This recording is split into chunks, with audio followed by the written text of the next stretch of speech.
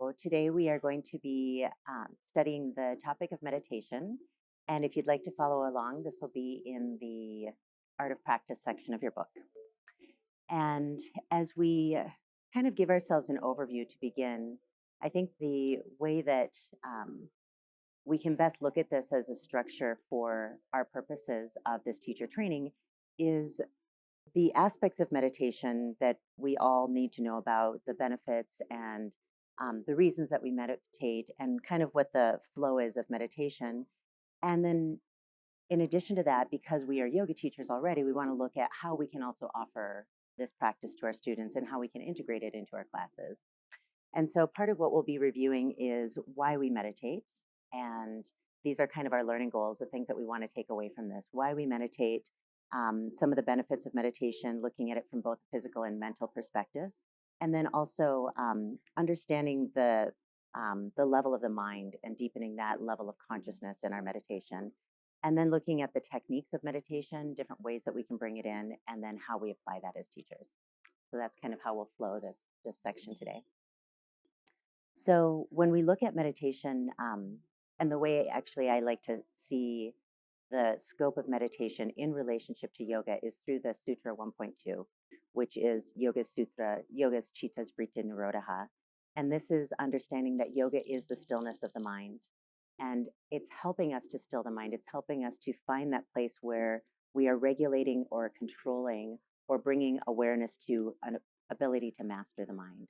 And so when we look at that phrase or that sutra, the yogas, obviously meaning yoga or union with the divine, the chittas is really understanding this, the completion of the mind, the full consciousness of mind.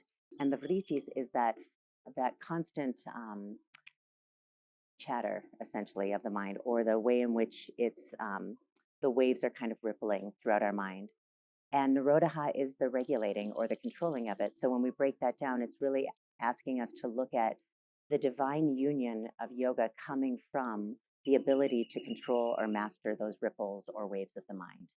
And that essentially is really what we're doing in our yoga practice and in our meditation practice. We're getting to a place where we can really hone in and focus the mind. And we know from our 8 limbs that that's ultimately what we're moving through when we go through the yamas and the niyamas, when we go through our asana and our pranayama and our pratyahara, then we're getting to our dharana, which is our focus, is our point of focus, which ultimately takes us to dhyana, which is our meditative state. And that ultimately takes us to samadhi. So when we look at this from Patanjali's perspective, really the 8 limbs of yoga are the path to illumination, the path to self-realization through the levels of meditation.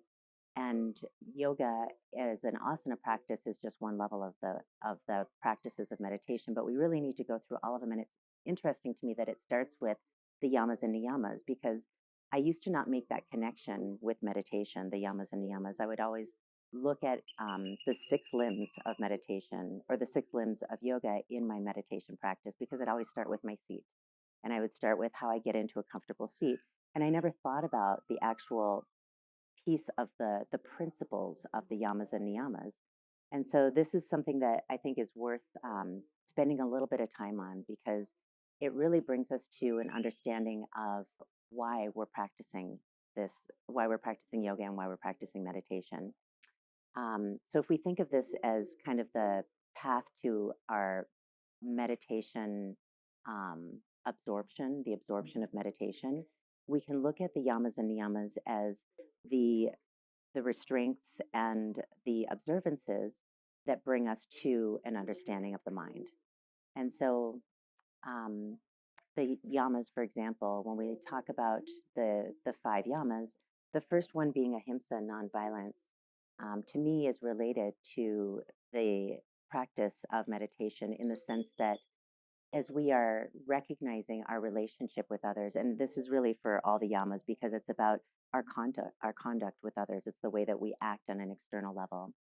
And when we look at that way in which we behave with others, when we're choosing to be nonviolent to ourselves and to others, we are choosing peace.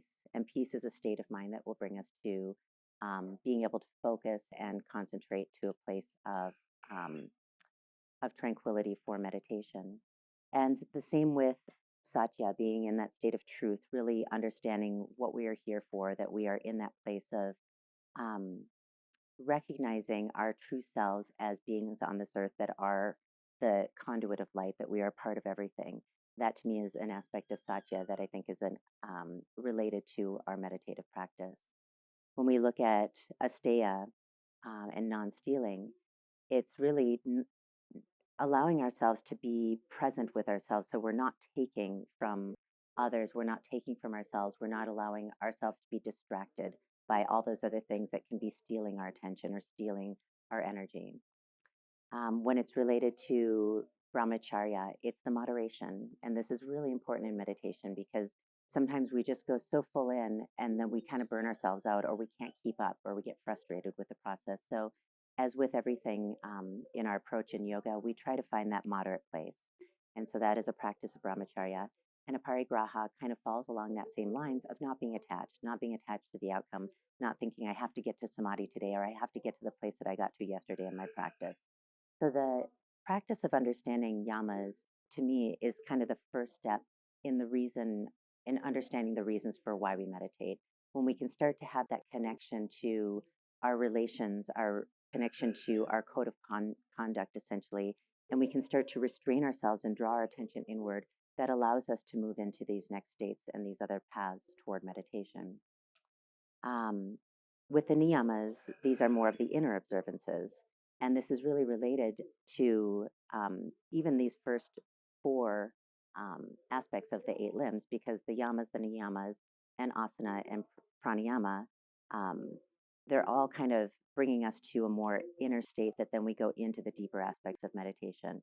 So even in the state of niyama, it's starting to bring us closer to that inner place. So yamas are more of that outer recognition of how we are in the world.